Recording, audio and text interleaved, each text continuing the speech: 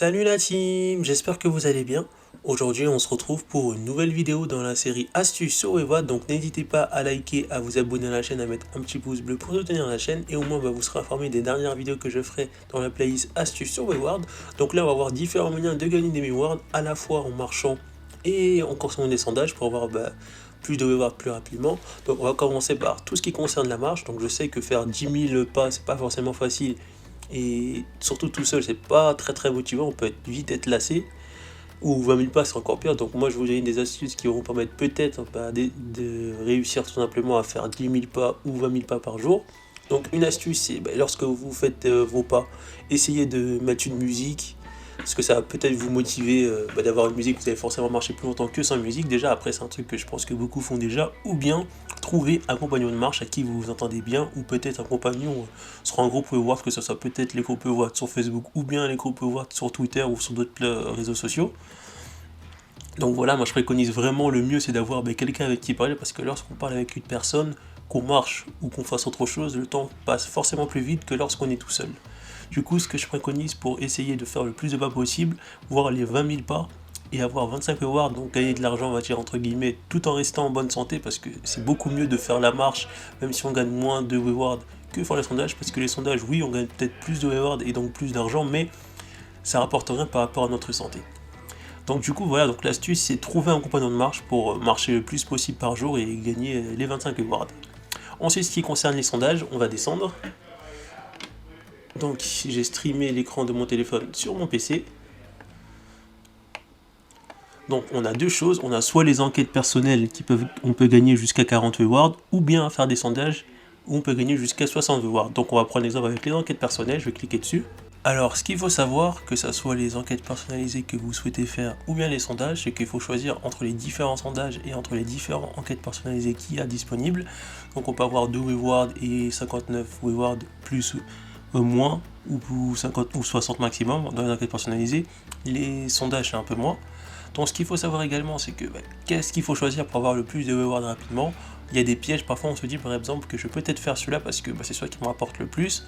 Et ce qu'il faut savoir aussi, c'est que tous les sondages disponibles ne sont pas là pour une durée illimitée.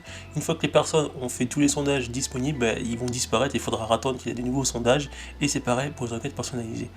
Maintenant, quel sondage choisir? Donc par défaut, tout le monde va se jeter sur 59, mais c'est pas ce qu'il faut choisir parce que ce qu'il faut savoir, c'est que lorsqu'on fait des sondages ou des enquêtes personnalisées, parfois notre profil, lorsqu'on va faire les questions, on va l'enchaîner, ne va pas correspondre à ce que celui qui a créé le sondage recherche. Du coup, le sondage va s'arrêter, on va peut-être gagner les rewards ou pas en gagner.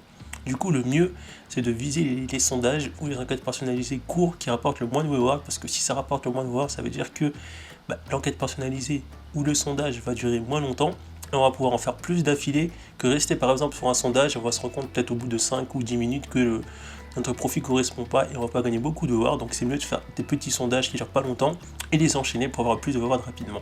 Après, si par exemple vous avez que ça comme sondage, vous avez que des sondages avec beaucoup de rewards et vous n'avez pas de sondage avec peu de rewards, donc là après c'est à vous de voir quel sondage vous allez prendre ou quelle enquête personnalisée vous allez prendre. Maintenant, on va voir deux autres méthodes pour avoir des rewards sur l'application, parce qu'il n'y a pas que les marches et les sondages ou les enquêtes personnalisées.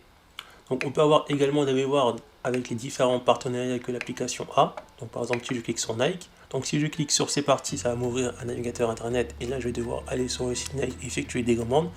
Et pour chaque euro dépensé sur le site Nike, je vais avoir 7 rewards offerts. Donc ça peut être très intéressant pour ceux qui aiment commander sur Nike et qui commandent souvent, vous pouvez avoir des rewards comme ça. Donc on revient ici. Donc ce qu'il faut savoir aussi, c'est qu'il y a beaucoup plus de partenariats, il n'y a pas que ça, mais après vous pourrez les découvrir vous-même. Il y a aussi les challenges qui rapportent beaucoup de rewards, mais une fois qu'on les a effectués, il faut attendre un certain moment avant que les challenges reviennent.